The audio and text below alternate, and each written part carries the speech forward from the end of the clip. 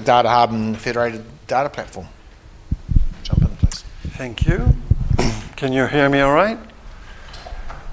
Cool. All right. So the Pacific Data Hub is a project that started around 7 years ago. And we, Thomas as a full stack developer and I as a solution architect, have a full tech team behind the Pacific Data Hub, although we are supported by many of our colleagues. Some of them are in the room. Anuj, thanks. And Sachin is not here, but he's also a big participant.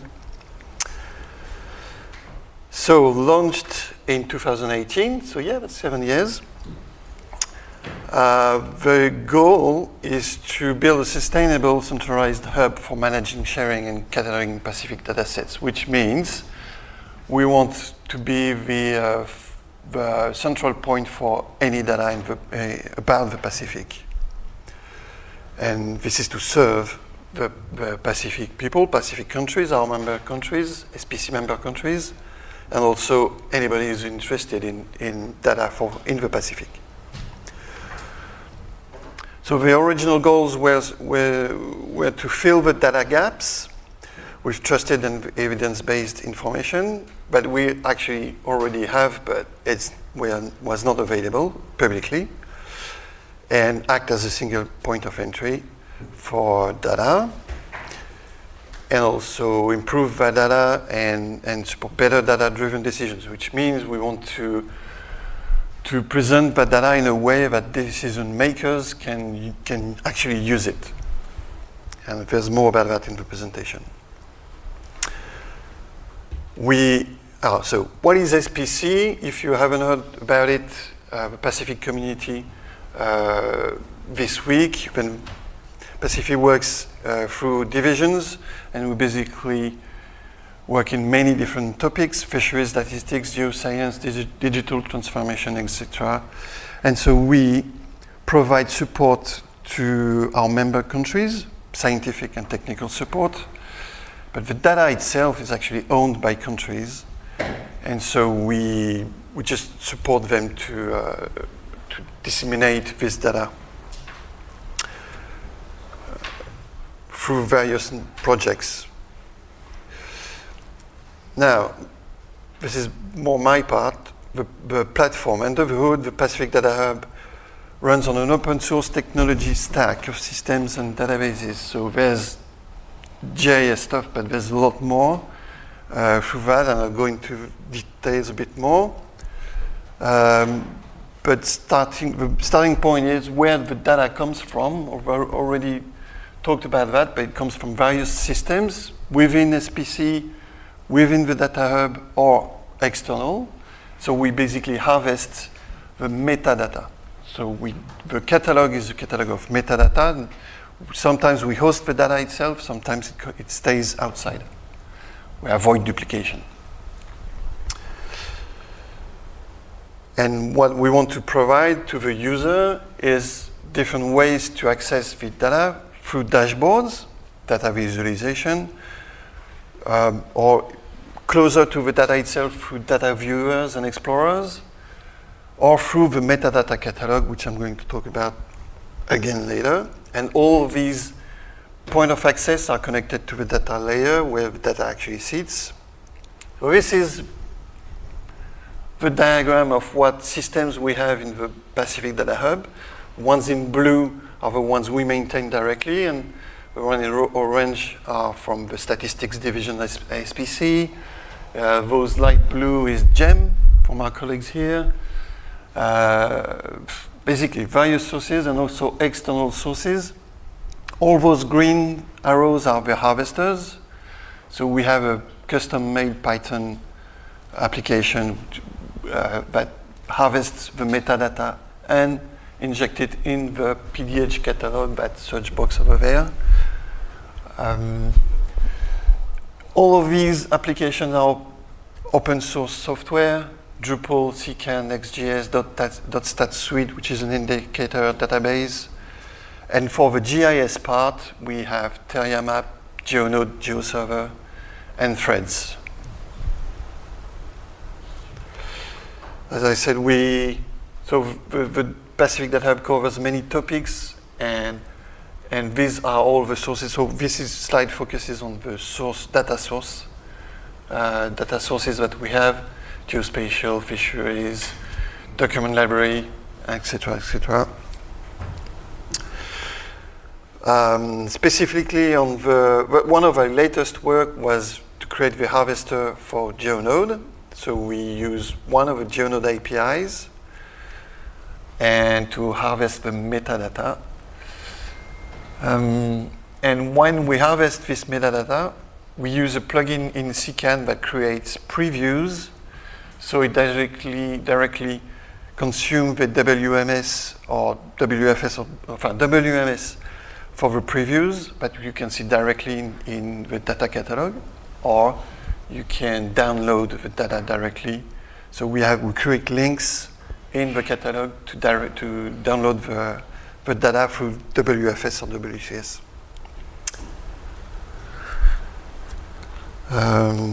Yeah, this is a quick video, if it works. Yep. So it shows you how to search the data catalog. So this is the home page. So we search land cover in Vanuatu, for instance, and this comes from GeoNode. And you can see there are two resources with previews, and this is one of them. And it shows what you can actually see in GeoNode, but you don't have to go all the way to GeoNode. It shows exactly the same.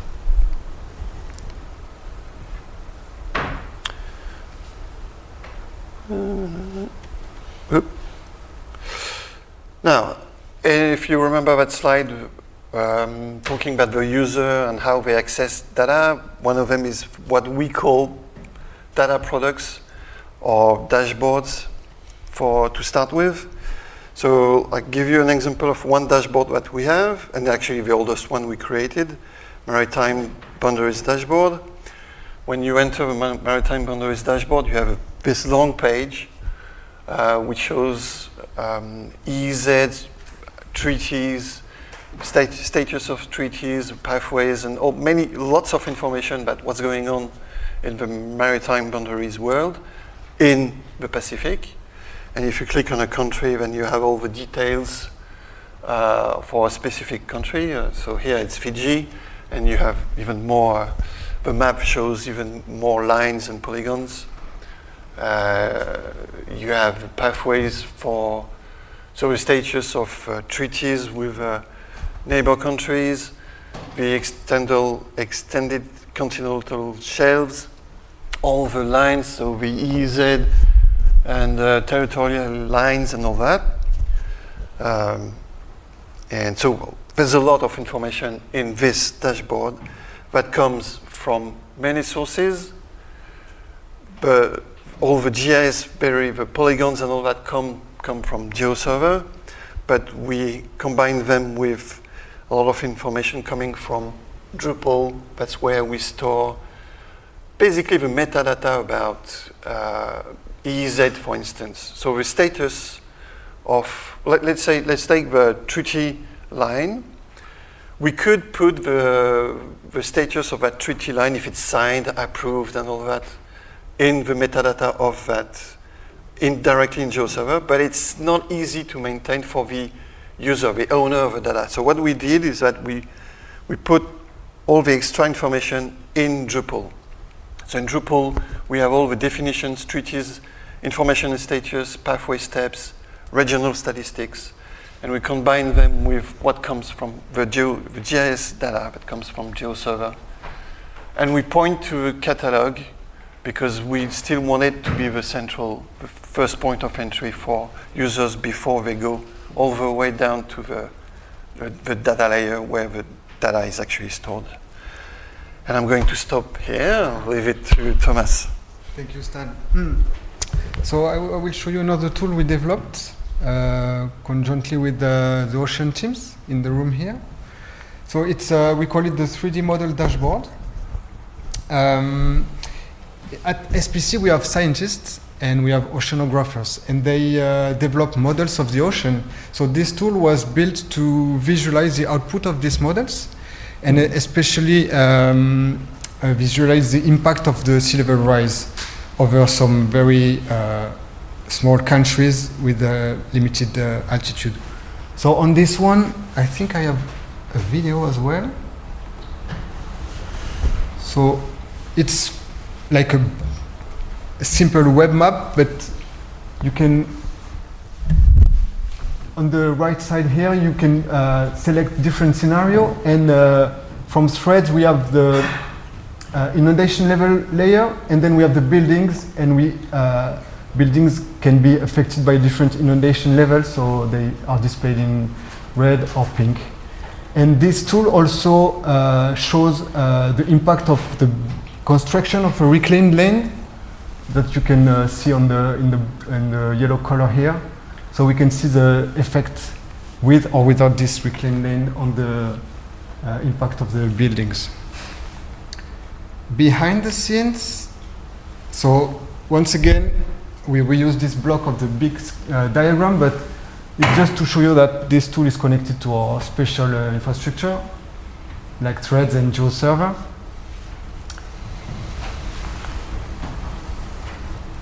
And if you take this web application, you combine it with a printed landscape model and a projector, you have this nice setup that can help engage with the people and raise awareness about the vulnerability of their territory regarding sea level rise, once again, in this example. You can see here that this tool has been widely used by our communications and experts in the countries, or in, for instance, here at COP, to once again highlight the country's risks. Okay, let's move to another tool. So this was dashboards. We also have like viewers in general. This one now is Terria map, exactly. It's obviously you know about it. They have a booth down there. This tool is a geospatial viewer, generic geospatial viewer. We use it to basically visualize every geospatial dataset we have on the catalog. So we have three main entries displayed on this diagram again. You can visualize the GeoNode, GeoServer datasets, and the Terria map is connected to them via the SICAN catalog. But we also developed some connectors to the statistical indicators, the .stat suite, which is very specific to our statistics division. But thanks to this one, they can display quickly on a map every statistical indicator as long as it is associated to a country. And finally, we also connected our tool to the digital Earth Pacific products. So I think I also have a quick videos to show you. Do they start when I... No, maybe I should click on play. So you will recognize Terria map. We just put our logo on the left and maybe change a bit the colors. And we have these entries in the catalog. We have country level entries, and so you can have a list of the whole data sets. And this one, for instance, is the territorial sea baseline for Samoa. The same data you can visualize in the maritime boundaries dashboard, for instance. Another quick demo was for, yes, land cover use. So this is also what comes from GeoNode and the land cover layer map that our colleagues created back in 2010, I think. Okay. Second okay, I need to speed up a bit. Second video is just to showcase how the SDMX connection works. I'm afraid it's a bit long, but we have statistical indicators, for instance, for Kava imports and exports. And with the Terria map and this nice connector, you can quickly visualize on a map, chloropeth map, the data. So it's a bit slow, but we can see, for instance, that Vanuatu is the country that exports quite a lot of kava compared to the other in the region. And if we visualize the imports, we'll see that this is Fiji that apparently has biggest number of kava drinkers in the region.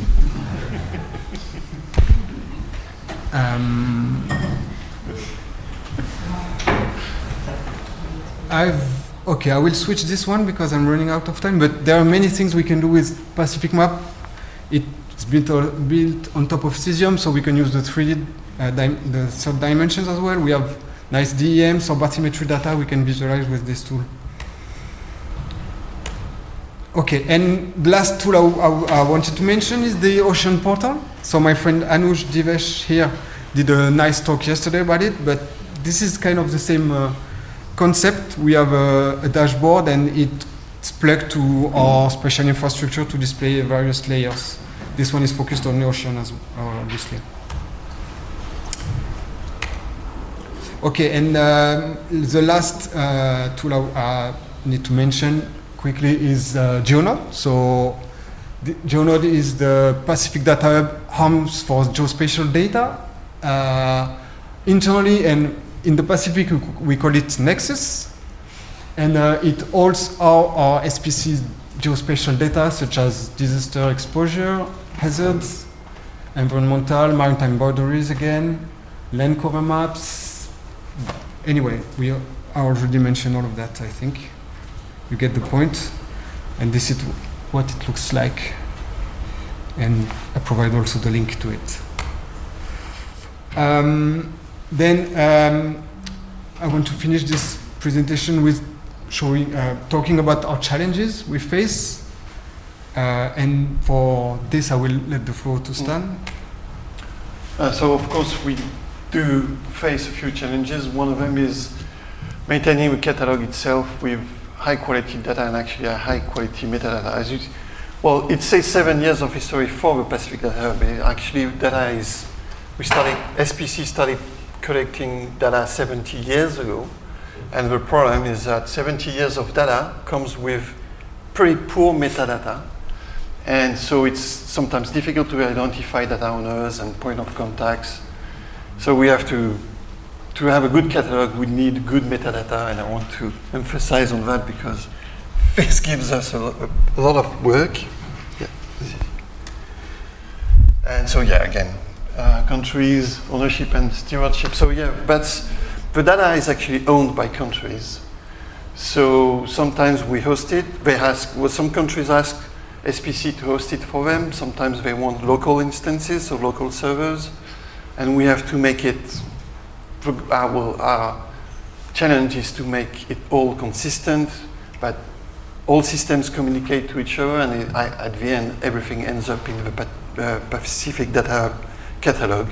So we need agreements from countries, and there's a lot behind the scene going on. Yes, and a lot of our data as well is restricted. We have very expensive data sets such as LiDAR point clouds, also bathymetry data, which is quite sensitive.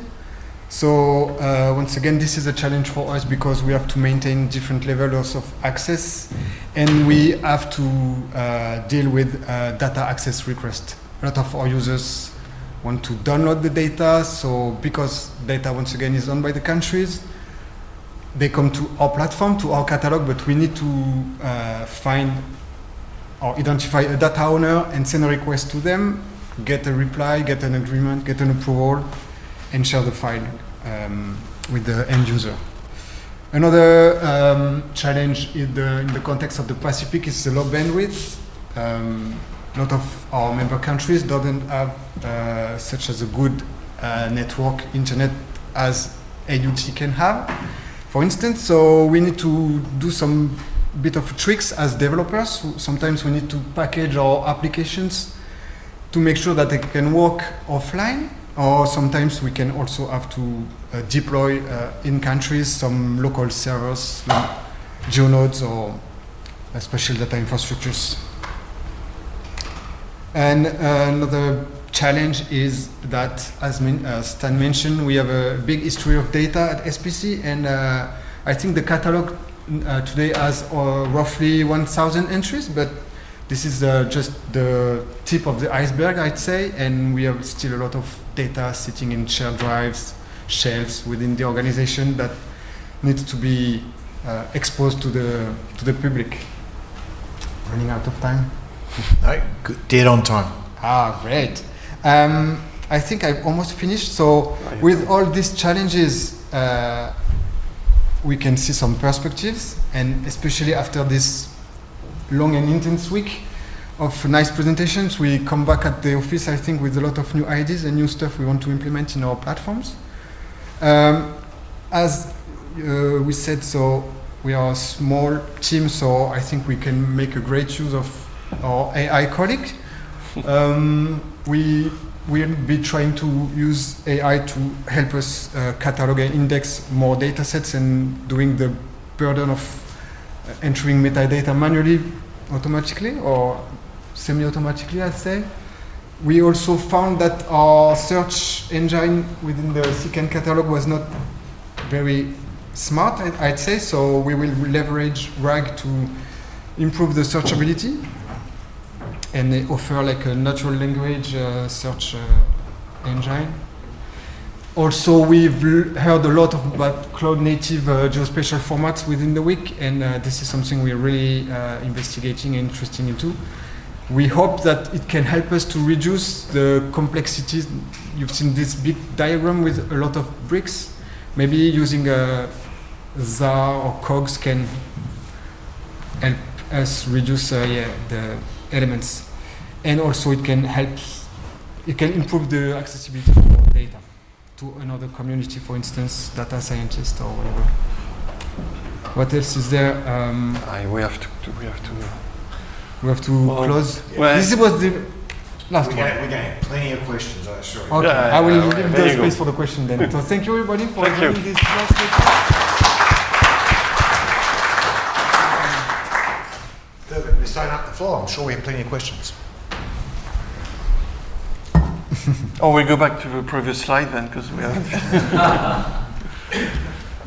No questions? no questions. Perfect. But all the people from the Pacific here, I'm sure you have hundreds of questions. Yeah, I used to work for the ABS of Australia, so Yep. custodianship is a key thing in operation. Firstly, great on doing this work. Data is useless unless it gets used, unless it's put in the hands of people. So this is exactly what we need to be able to do to actually project ourselves and get an impact out of the work that we do. Just interested in how you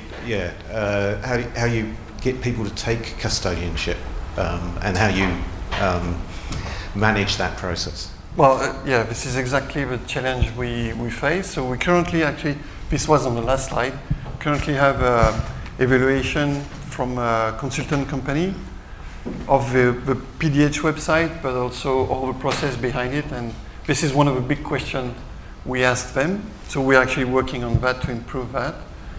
Because yes, this is very challenging. Same as identifying data owners and all that. And especially when it comes to metadata, where we need the data custodians or data stewards to take ownership of their data. And yeah, this is so I don't have a great answer to that because this is actually going on right now. Yeah. We're trying to get closer to countries, ministries.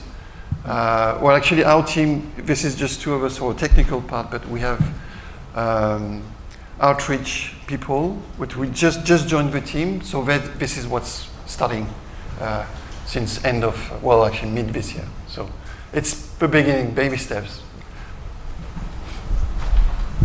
Do we have any other questions? Or is everybody ready for afternoon tea? Perfect. We can close it off there. Thank you very All much. right, thank you.